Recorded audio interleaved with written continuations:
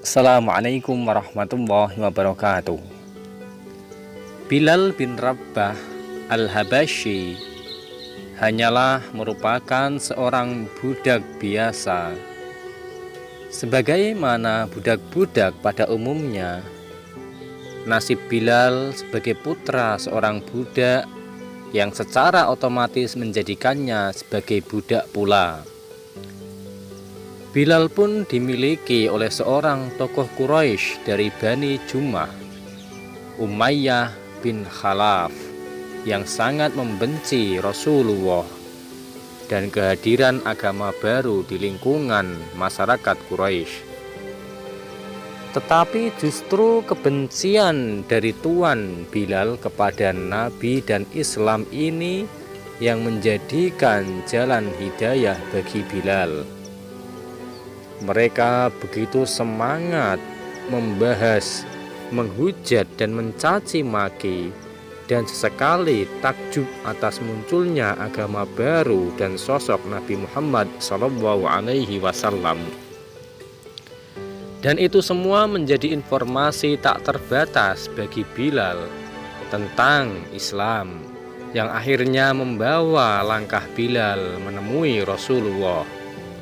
Tentu tanpa sepengetahuan tuannya untuk memeluk Islam.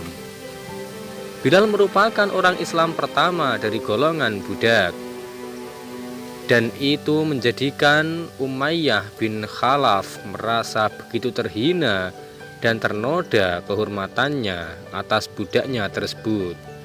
Karena itu, ia melakukan berbagai macam cara penyiksaan agar biadab untuk bisa mengembalikan Bilal kepada agama jahiliyah.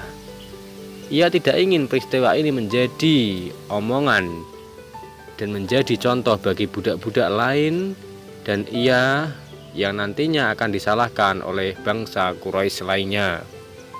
Tetapi siksaan seperti apa yang bisa mengubah keyakinan seorang jika telah begitu lekat di dalam jiwa, jika tidak ada hal-hal lain yang diinginkan, dan jika kematian sudah tidak lagi ditakuti. Siang hari yang sangat panas di padang pasir, Bilal dibaringkan di atas bara. Terkadang dalam keadaan telanjang ia dilemparkan ke atas pasir yang seperti menyala-nyala. Kemudian ditindih dengan batu besar yang tak kalah panasnya. Ketika sore hari, ketika mulai dingin, ia ditegakkan dan lehernya dirantai, kemudian diarak keliling melalui bukit-bukit di jalan kota Mekah.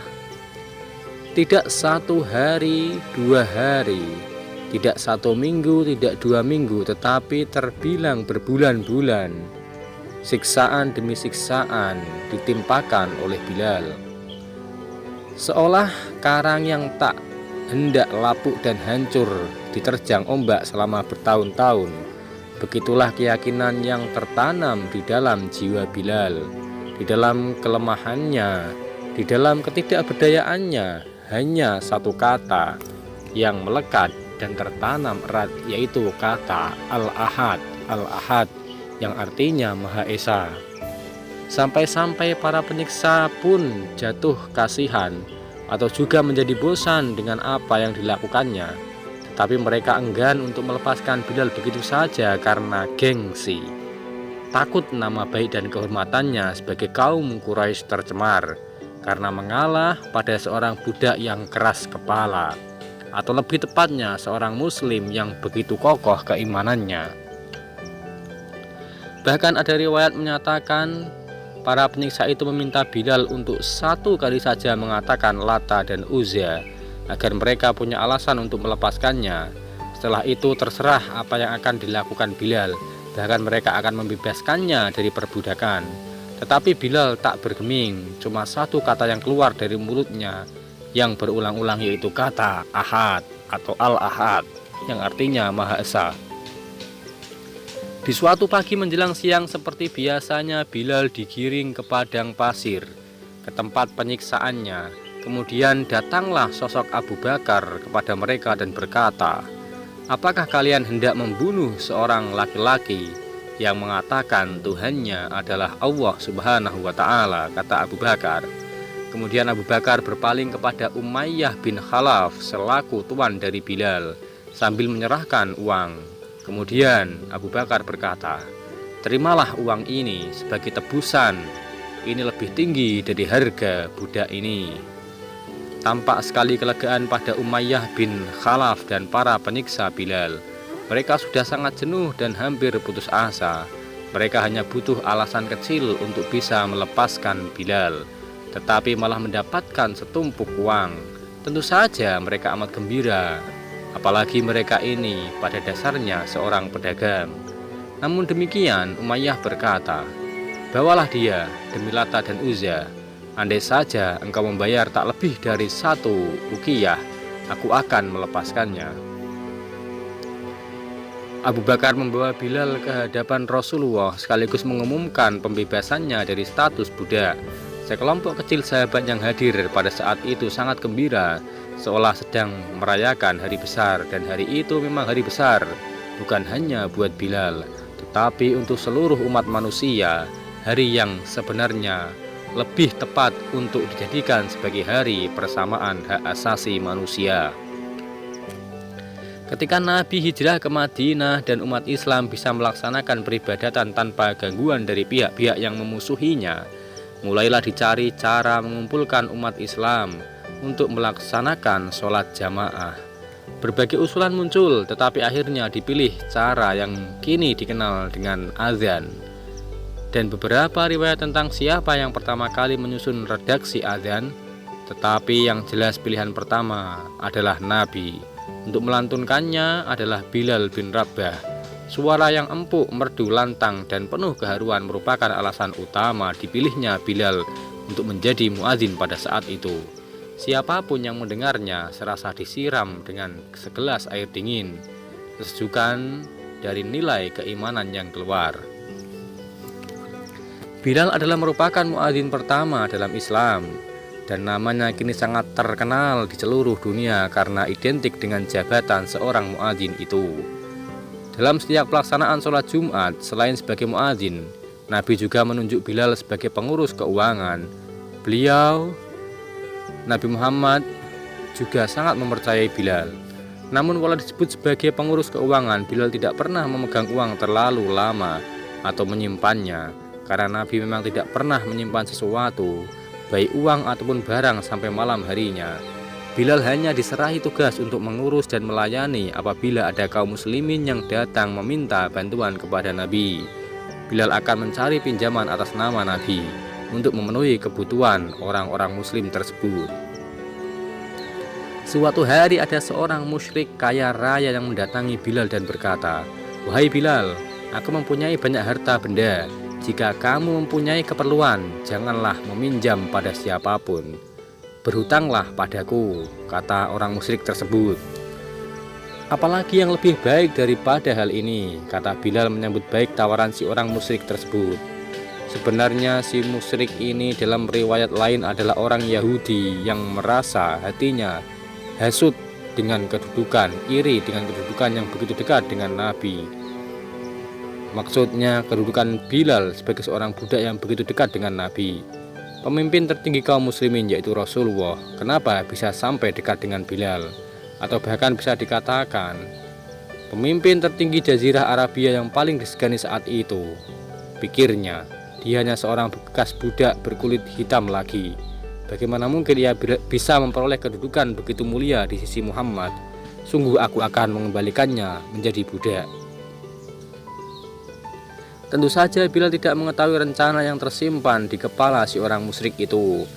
Yang jelas ia memperoleh kemudahan untuk melaksanakan tugas yang dibebankan oleh Nabi. Maka ketika ada perintah Rasul untuk meminjam sesuatu, ia pun meminjam dari orang tersebut dan menyerahkannya pada orang yang dikehendaki Nabi untuk menerimanya. Hal ini berlangsung berulang-ulang hingga hutangnya menumpuk banyak pada orang musyrik itu. Suatu kali ketika selesai wudhu dan akan mengumandangkan adzan, orang musyrik ini mendatangi dengan beberapa orang. Ia mencaci maki Bilal dan berkata bengis, "Hai budak Habsyi, Tinggal beberapa hari lagi bulan ini. Bulan ini hampir habis, kata Bilal. Tinggal 4 hari lagi, kata Bilal. Jika sampai akhir bulan engkau belum melunasi pinjamanmu kepadaku, maka aku akan menjadikanmu budak kembali. Engkau harus mengembala kambing seperti dulu lagi. Setelah mengatakan itu, si orang musyrik meninggalkannya. Bilal menjadi sangat bingung dan gelisah. Selepas sholat Isya, ia menemui Rasul dan menceritakan apa yang terjadi. Ia berkata, "Ya Rasulullah, engkau tidak mempunyai persediaan apapun untuk membayar hutang itu, dan saya juga tidak mempunyai apa-apa. Saya merasa orang ini ingin menghinakan saya lagi. Karena itu, kalau diizinkan, saya ingin bersembunyi sambil mencari jalan untuk membayar hutang tersebut. Jika datang kepada engkau sesuatu untuk membayar hutang ini, saya akan datang lagi." Nabi SAW mengizinkan Bilal. Bilal pulang dan mempersiapkan pedang, perisai dan apa yang diperlukan dalam perjalanan. Menjelang waktu subuh, Bilal keluar tanpa tujuan. Tetapi belum jauh datang seorang yang diutus Nabi untuk memanggil Bilal. Ia bergegas menemui Nabi di masjid dan tampak di sana 4 ekor unta dan muatan penuh. Setelah sampai di masjid, Nabi bersabda, "Dengarkanlah kabar gembira ini, wahai Bilal. Allah telah menyiapkan sesuatu untuk membayar hutangmu dan hutang kita. Ambillah unta dan muatannya ini. Barang-barang ini telah dikirim sebagai hadiah untukku dari ketua Bani Fida." Bilal bersyukur penuh kegembiraan.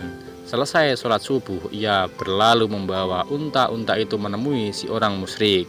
Setelah melunasi semua hutang-hutangnya, ternyata masih tersisa cukup banyak. Ia kembali ke masjid dan menemui Nabi dan berkata, "Ya Rasulullah, aku bersyukur kepada Allah telah membebaskan hutang-hutang kita tanpa sisa sedikit pun." Melihat masih ada yang tersisa dari barang tersebut, Nabi bersabda, "Bagikanlah barang-barang ini sampai habis sehingga aku menjadi tenang. Aku tidak akan pulang ke rumah sebelum sisa barang-barang ini habis dibagikan." Bilal melaksanakan perintah Nabi. Ia berkeliling mencari orang-orang miskin yang membutuhkan dan membagikan sisa barang tersebut. Setelah sholat Isya, Nabi menemui Bilal dan bertanya tentang sisa barang tersebut. Bilal menjawab, "Masih ada, ya Rasulullah, karena sudah tidak ada orang yang memerlukannya lagi." Mendengar jawaban ini, Nabi tidak pulang, tetapi tidur di masjid. Keesokan harinya, setelah sholat Isya, beliau bertanya lagi seperti sebelumnya. Kali ini Bilal menjawab, "Tidak ada sisa. Ya Rasulullah, semua telah habis. Allah telah memberkati Anda dengan ketentraman jiwa. Semua sisa barang itu telah habis saya bagikan pada hari ini."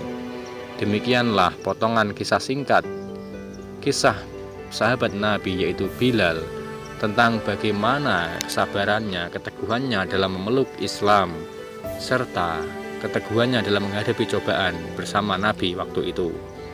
Untuk itu dapat kita jadikan contoh dan teladan untuk meningkatkan keimanan dan ketakwaan kita kepada Allah Subhanahu wa taala.